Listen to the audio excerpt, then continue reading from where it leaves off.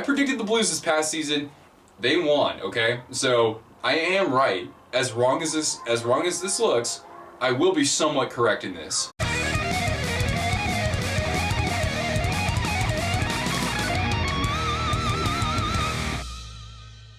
Hey there, Twisters, and welcome to my 2019-2020 NHL season predictions video. So today I'm going to be giving my picks for who's going to finish where in the standings. Well, of course, share my Stanley Cup winner and also my wacky predictions for the awards this season. Hot damn, it took a while for October to come, I think. I think that just that RFA period just really dragged things out a lot. And so we just had so many days where things weren't happening, things weren't progressing, and so we were just like, gosh, when are we going to actually get some updates and feel like the offseason is moving along? Finally, those RFA signings came trickling in, Mitch Marner, Braden Point, Mikko Rantanen. So I'm just glad that everybody now, except for Julius Honka, is signed and we're ready to get down to the good stuff and play some hockey. So I'm excited for this upcoming season. I hope you are too. And with that said, let's get to my predictions. But first, if you haven't already, be sure to go down below and hit that big red subscribe button down below for weekly hockey content.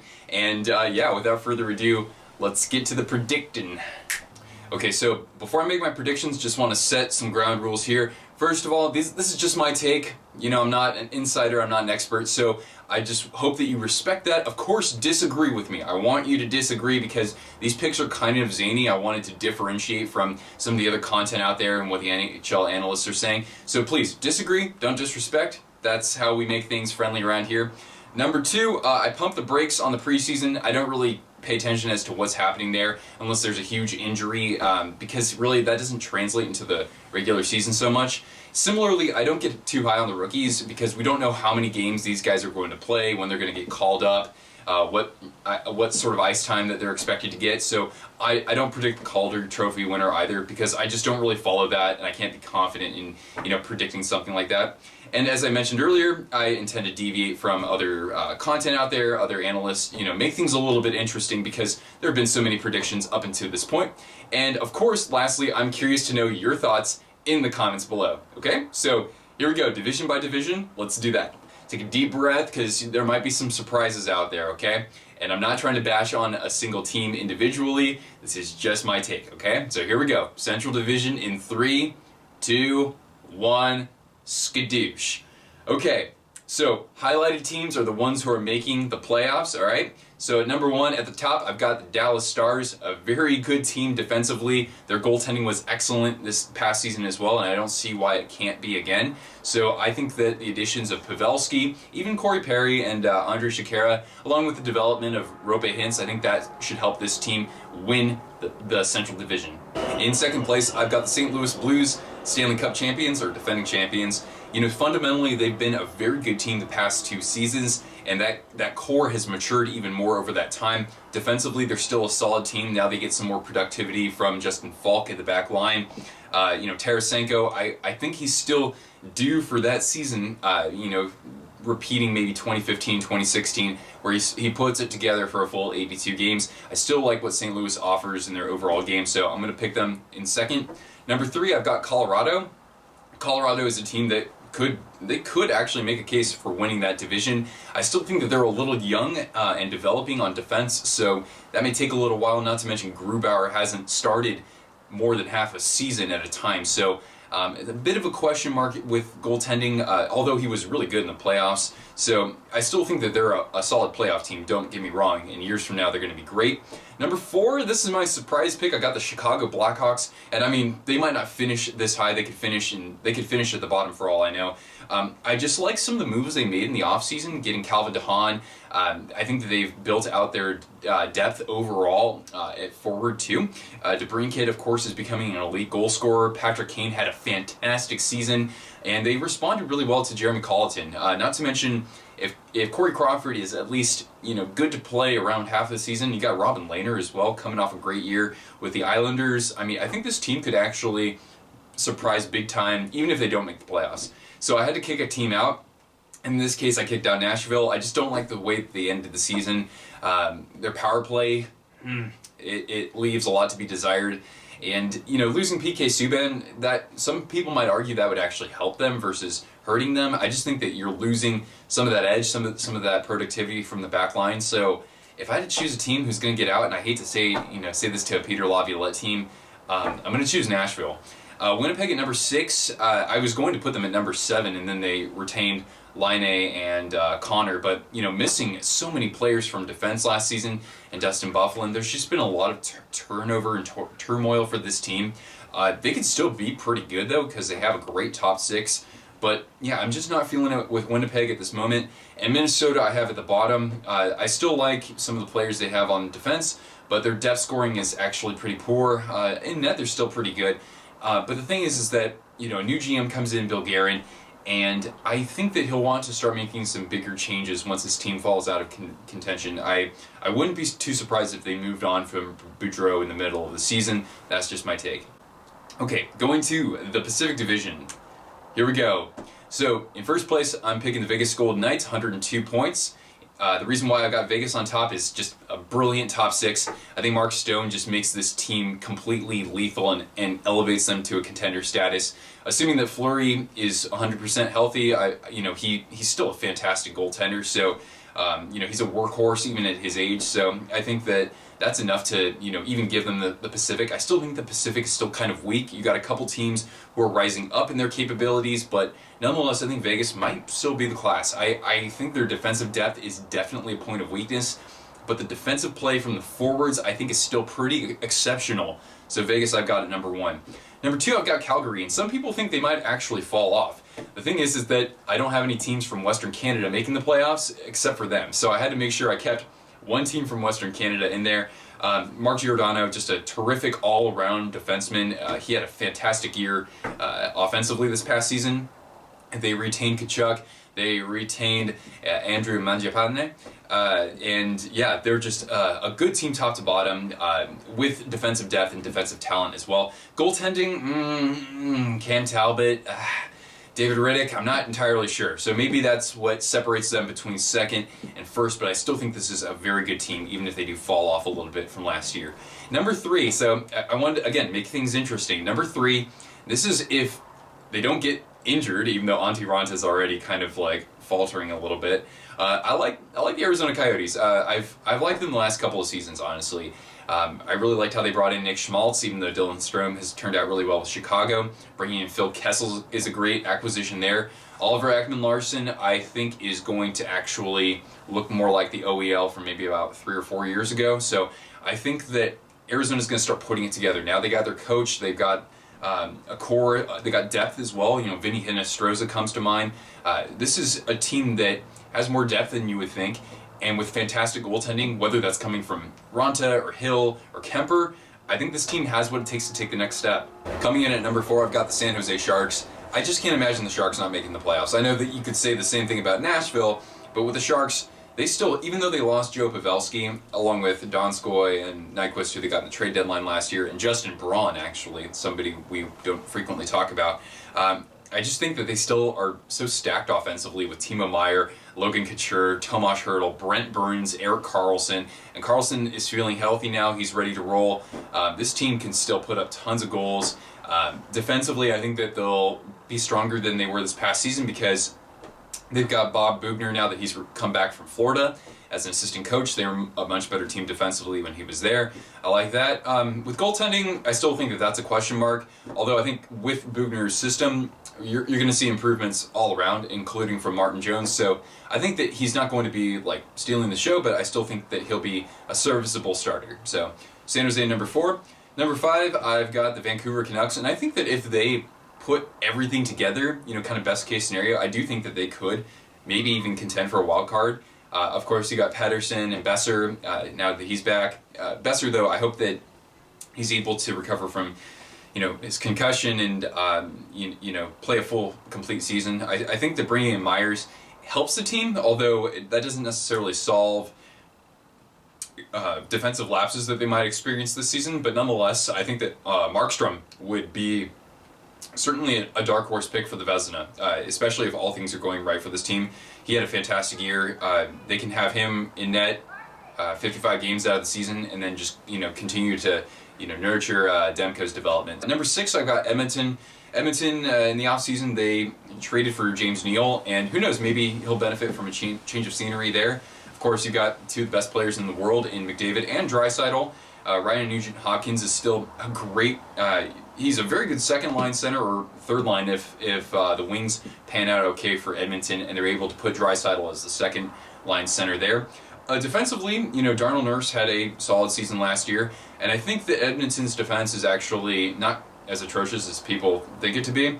But of course, in goaltending, Mike Smith and Mikko Koskinen, I'm not too sold on a consistent season from either of them. Smith can get hot, we know that, but there are times when he's kind of a lukewarm goaltender as well. So I still don't think Edmonton has what it takes just yet until they get that next winger who can score 30 goals, unless for some reason James Neal just has a renaissance here.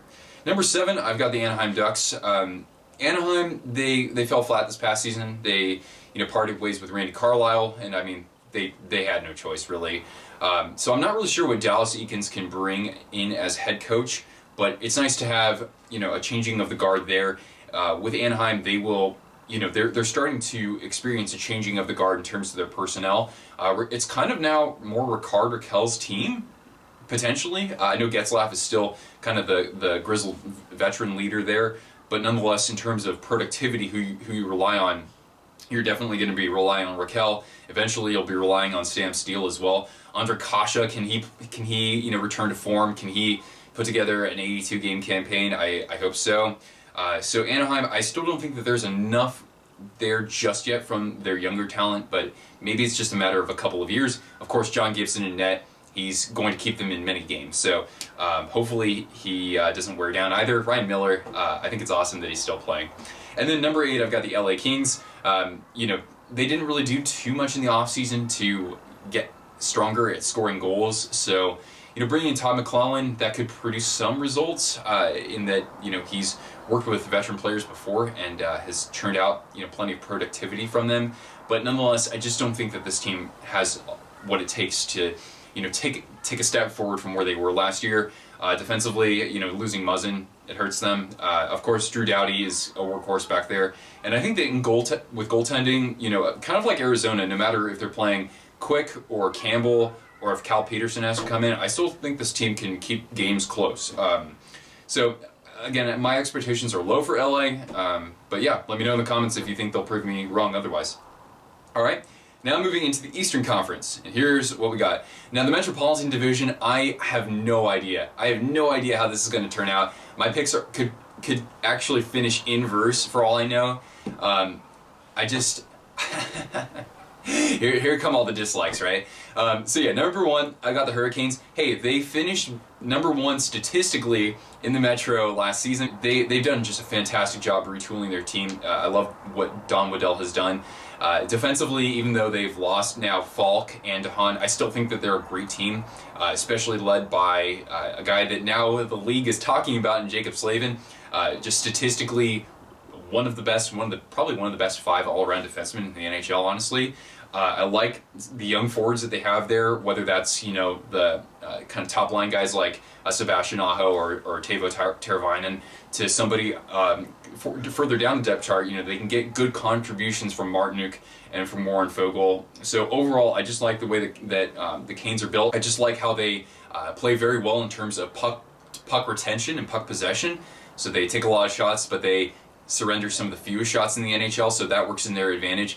Mrazek is a great kind of like 1B goalie. That's when he's at his best, or a spot starter. He's not the guy who's going to play 60 games for you, though. So they need James Reimer to kind of regain form there.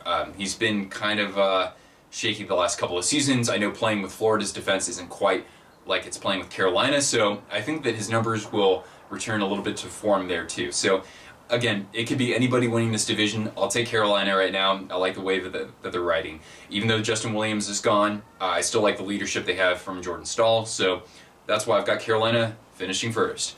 Number 2, kind of a surprise pick here, Philadelphia Flyers. I still think they have a fantastic forward core with, of course, Claude Giroux and Sean Couturier. Retaining Travis Konechny, that's good too. Jakub Voracek. But I like what they did with their blue line in the offseason. So they've got a couple of younger, but definitely promising defensemen with Provorov and Gostisbehere. But now you add in Justin Braun, a very experienced shutdown defenseman, so they'll benefit from him there. He's also fairly physical, and I actually like the Matt Niskanen acquisition as well, because he's always been kind of a rock, I think, just as an all-around defenseman. But that's just me. So I like that. With goaltending, I think Carter Hart is the future. I'm predicting that yeah, he's going to emerge as a promising starter in this league. And then you got Alain Vigneault behind the bench. He's had a lot of early success, early on when coaching teams. So I like what this team has done in the offseason. They've quietly positioned themselves into making a playoff run. Number 3, I've got the Washington Capitals. So the Capitals, they still have some of the best elite talent in the NHL, with Ovechkin, with Backstrom, with Kuznetsov, even though he's going to be suspended for a couple of games. One reason why I think Washington still sticks around, despite losing Burakovsky, and despite losing Connolly, that's actually a pretty big loss, is that I do think that Braden Holtby, now in a contract year, I think he's going to come up pretty big. I think that he's going to come back to the Holt Beast that we saw earlier in his career. So that's why I've got Washington there. You still got Backstrom and Ovechkin, so I mean, give me a real reason why this team isn't going to make the playoffs. I just don't see it. Number 4. So this is where we've drawn the line. Now we're getting into teams that fall out of the playoffs. And I hate telling the Isles fans out there that they're going to miss the playoffs. Yeah, I know, because Barry Trotz is just an amazing coach. He did a remarkable job, especially just revamping that defense and that defensive structure. Unbelievable.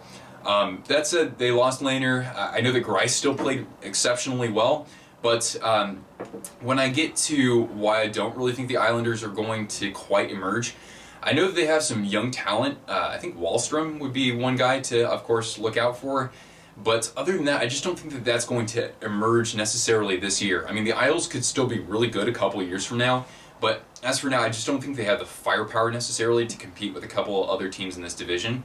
Number 5, I got the Pittsburgh Penguins, and again, really freaking weird for me to count them out. I just had to make things interesting. That's the nature of this video. If I were to count out Pittsburgh, it would probably be because of inconsistent goaltending. I would think that would be kind of like an Achilles heel there. I do kind of like what they did bringing in Dominic Cahoon. That was a good move. And Galchenyuk has a chance to kind of revitalize his career in Pittsburgh as well, especially since he won't be counted on quite like he was in Montreal. So yeah, I do like the move. Getting rid of Kessel, that does leave a void, but again, I think that some of these new depth pieces can provide some of that productivity that makes up for Kessel. Defensively, they're okay. You got Marcus Pettersson, who's coming off a good year there, so that's promising on the back end, and Letang had a fantastic year too. So this team can still very well compete for a playoff spot, and for all I know, finish maybe even third, or some people will say they could finish second or first. But I think kind of their ceiling is more maybe about third. But then again, with how tight the Metro is, I wouldn't be surprised to see them out of the playoffs. And it sucks because with these last 3 teams, I wanted to rank them higher because the Devils had a fantastic offseason, just brilliant. Bringing in Subban, Gusev apparently should be a good talent out there, even though he's never played an NHL game.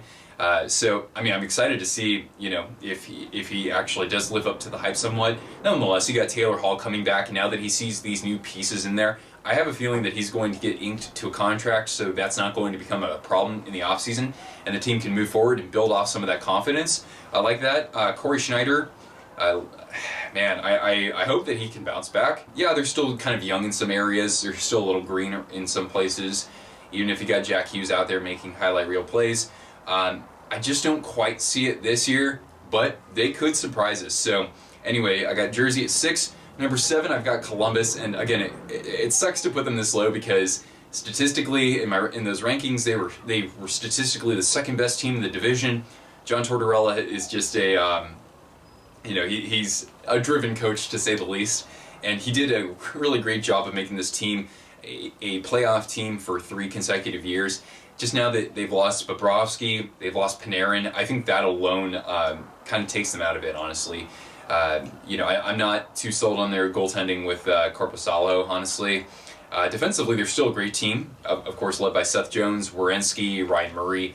These are great blue liners cohesively, but then I don't know if Atkinson's going to score 40-plus goals again. I don't know if they have quite the depth scoring, but again, you know, anybody in this division could finish with 90-plus points and make a run at the playoffs. So Columbus proved me wrong, and I'll say the same thing about the Rangers too, because how do I only have the Rangers with 80 points? That's ridiculous. They just added Panarin. They added one of the game's best playmakers.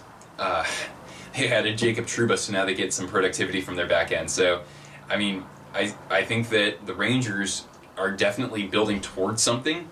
You know, Capo Caco comes in. That's great too. I just don't think that they have enough right now.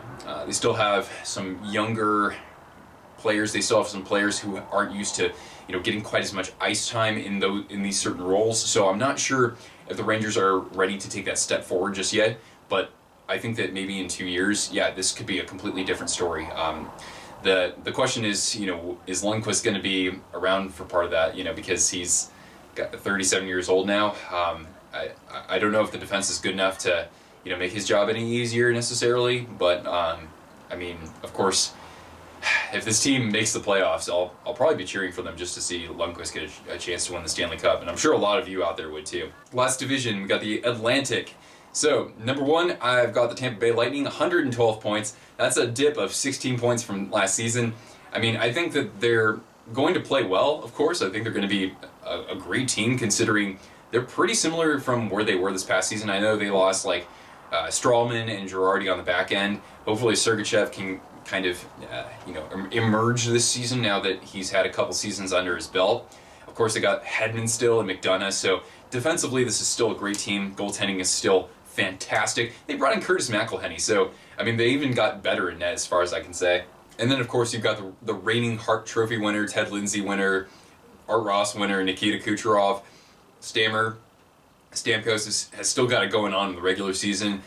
Braden Point, now that he's back on the team, he might need some time to kind of get back into the rhythm of things, but nonetheless, Tampa is still an awesome team. I think that they'll, you know, play very good hockey, but kind of, you know, hold up here and there, rest guys if they need to.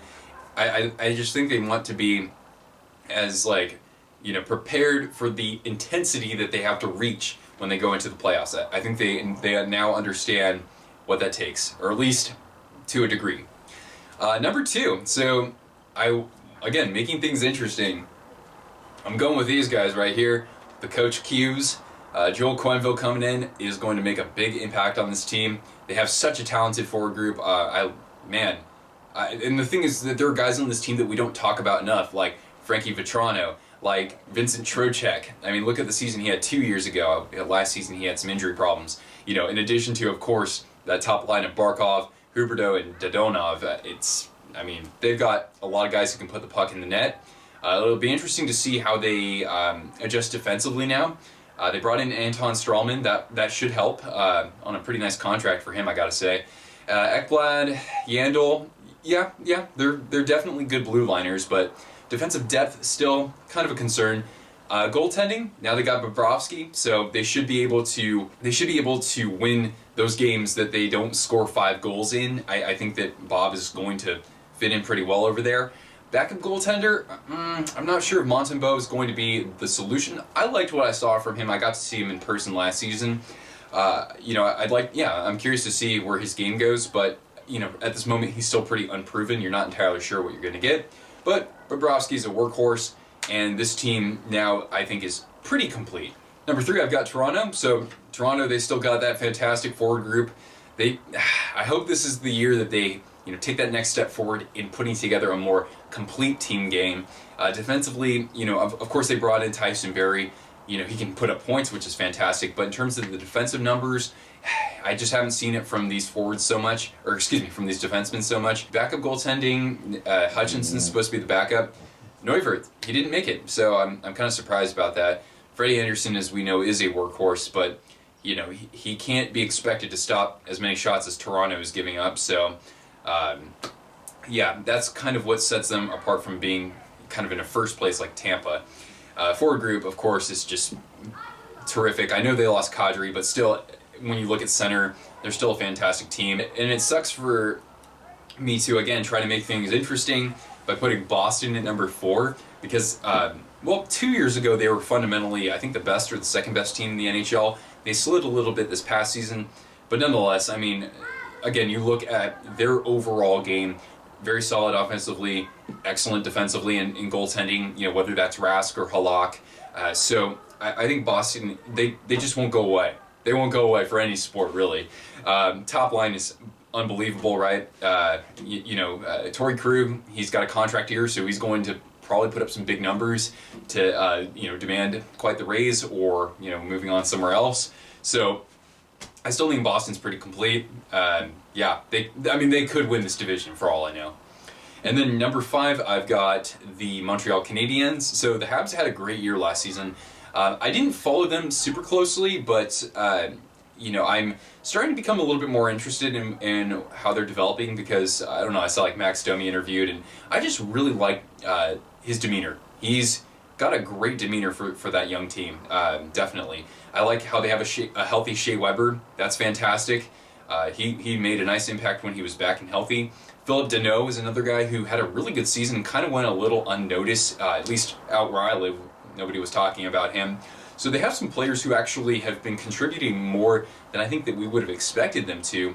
Hopefully Jesperi Kotkaniemi can be one of those this upcoming season as well. So, or Nick Suzuki for that matter. Carey Price in net. Yeah, he's been healthy. He played pretty well this past season.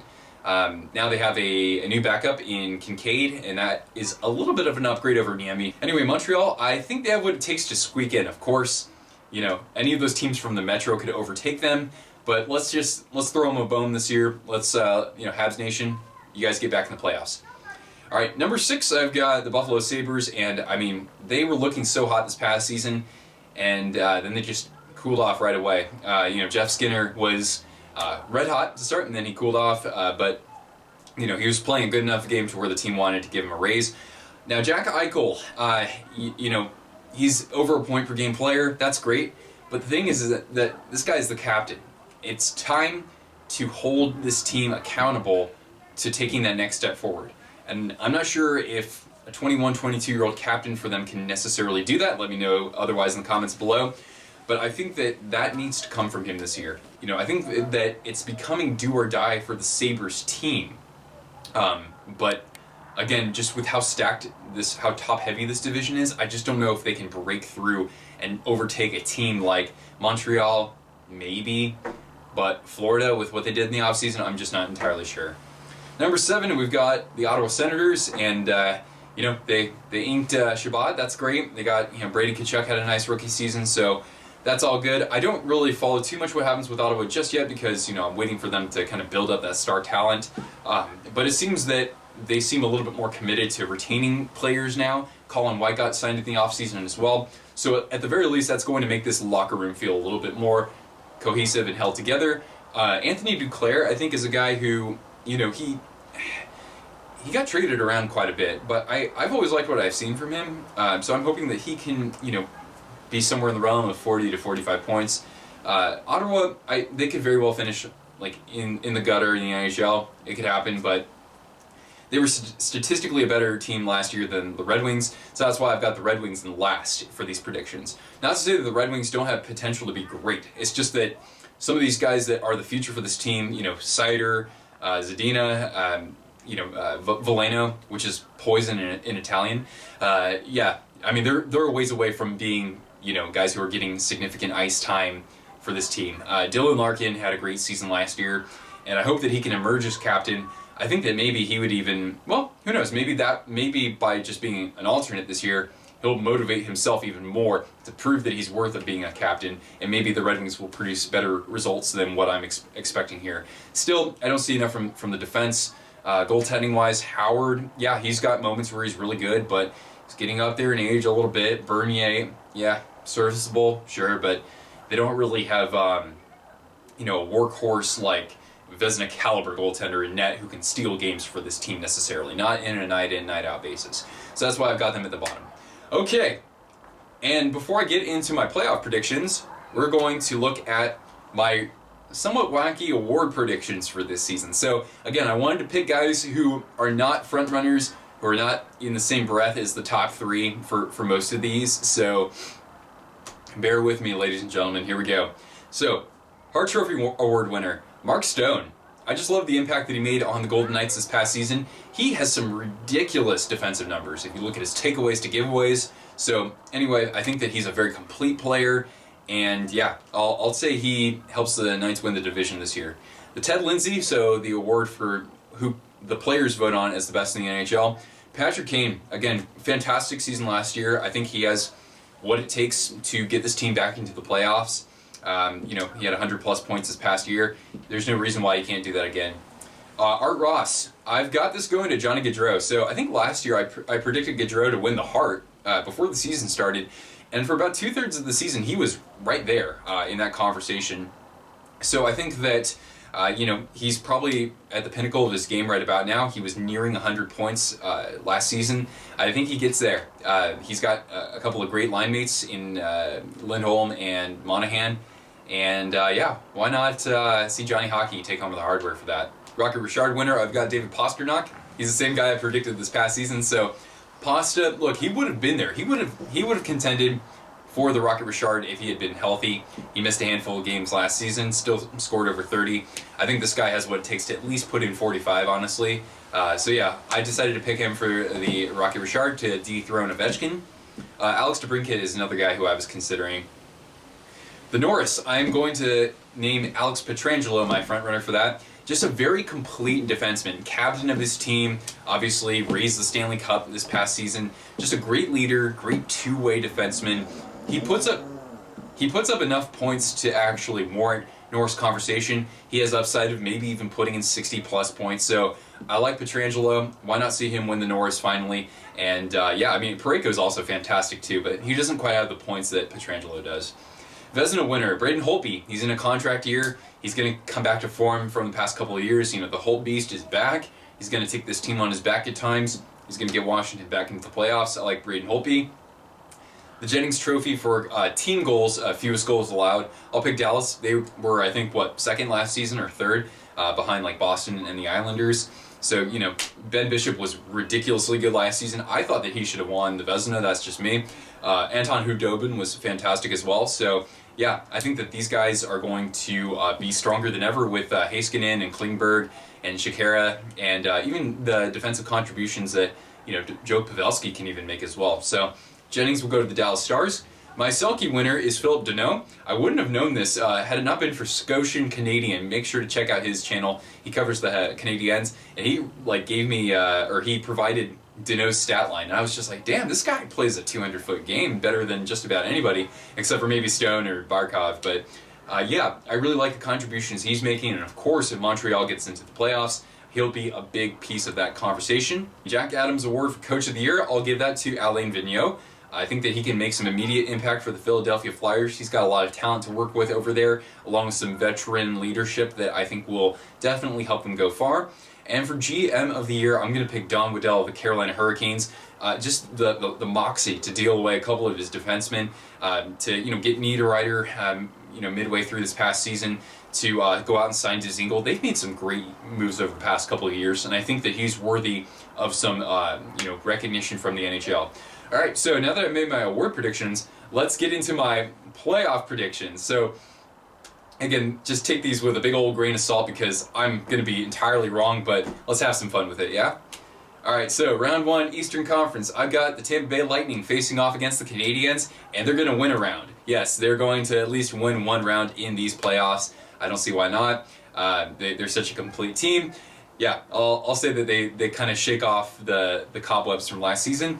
Then we got the Maple Leafs and the Panthers, and I like the Leafs prevailing in 7 games. Yes, they're going to win a playoff series. I think that Freddie Anderson versus Bobrovsky would be a great postseason matchup. So Maple Leafs edging the Panthers. In the other bracket, in the Metro bracket, I've got the Boston Bruins as a wild card beating the Carolina Hurricanes. Just the Bruins are a team that's meant for the playoffs, as we know. They beat the Hurricanes last season, and it doesn't matter where the games are being played. I just think that Boston is still a very complete team. And then the other matchup, we've got the Flyers and the Capitals. So this is where Carter Hart steals the show.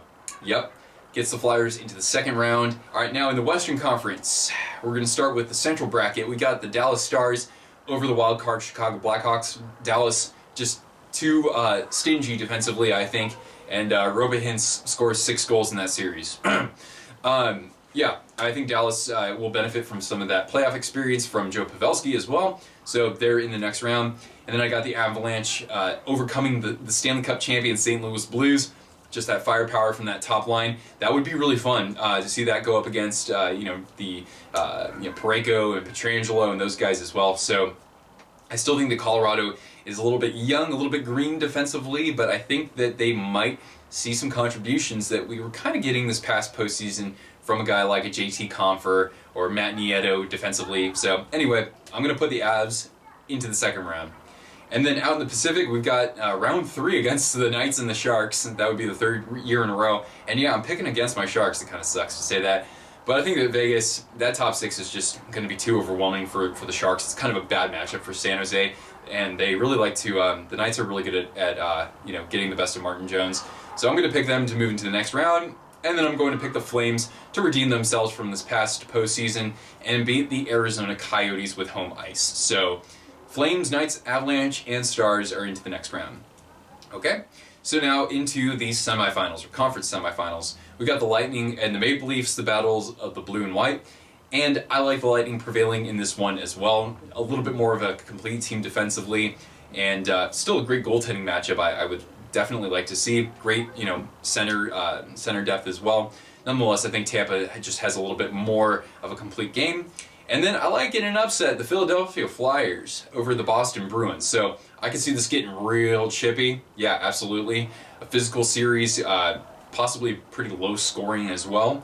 But nonetheless, I'll say Jakub Voracek is the series MVP for Philadelphia there. And then the Stars are going to take on the Colorado Avalanche out west, and I'm going to take the Avs. Yep. I'm going to say Phil Grubauer comes in there, and he's like, no way, Ben Bishop. No, I'm the best netminder in this series. I think the Avs have the potential, if they get those contributions that we think we're going to get from a guy like Cale Makar, Sam Girard. I think this team will also benefit from Nazem Kadri as long as he's able to play in all of the games and not get suspended. So on a wild pick, I'll go for the Avs. Moving on to the conference finals and the Golden Knights versus the Flames. I'm going to pick the Flames in kind of a surprise pick there. I know that the Knights have the great top 6, but the Flames they have a pretty good top 6 as well. And who knows? Maybe this is where we see the Cam Talbot from a couple seasons ago. Actually, he kind of turned it on for a while there, and he almost helped the Oilers get into the conference finals. So I'm going to say the Flames squeak it out in 7 games against Vegas. So this is going to set up the conference finals. We got the Lightning and the Flyers, a little random there, and then we've got the Avs and the Flames. So Lightning, Flyers, Avs, Flames. Who moves on to the Cup Finals? What's this? What? The Philadelphia Flyers over the Lightning? What's going on here anyway? I don't know. Is it something that like Alain Vigneault is wearing that's like a distraction for teams? I don't know what this is. Gritty. It's probably Gritty. Gritty's going to come in as a 4th liner, and he's going to fight Victor Hedman. Somebody thinks otherwise. Yeah, the Flyers have some sneaky good forward depth, I think. And again, as I was saying before, I like the defensive core now that they brought in Niskanen and Braun. Why not? Let's pick somebody to kind of come out of nowhere and get the job done. I'll pick the Philly Flyers. And then out west, we're going to say the Calgary Flames represent Canada and get into the Stanley Cup Finals, defeating the Colorado Avalanche. David Riddick is going to get called in place of Talbot, and he's going to average 36 saves a game. And yeah, the Flames are going to Matt Tkachuk their way into the finals. I mean, I still think they have the talent to get this far, even as wacky as my predictions are. I do think so. But then again, somebody in that division could fall off earlier in the season. But anyway, Flyers and Flames. Hey, last year, who else out there predicted Blues and Blue Jackets? Okay, I predicted the Blues this past season. They won. Okay, so I am right. As wrong as this looks, I will be somewhat correct in this. Okay, friends, the moment we've all been waiting for. Flyers, Flames. Who is the 2020 Twisted Wrister Stanley Cup champion, the Philadelphia freaking Flyers. Yes, for the first time in 45 years, the Flyers will hoist Lord Stanley's trophy. This is unbelievable. It's like completely unfathomable. But I do like Philadelphia's lineup. I think that it is kind of going a little unrecognized, unnoticed with how much turmoil there's been in that division alone in the offseason. So I'm going to go out there and say Philly. You know, 2 seasons ago, Washington won their first Stanley Cup. Last season, St. Louis won their first Stanley Cup after 52 years. I'm going to say the Flyers win their first cup in 45 years.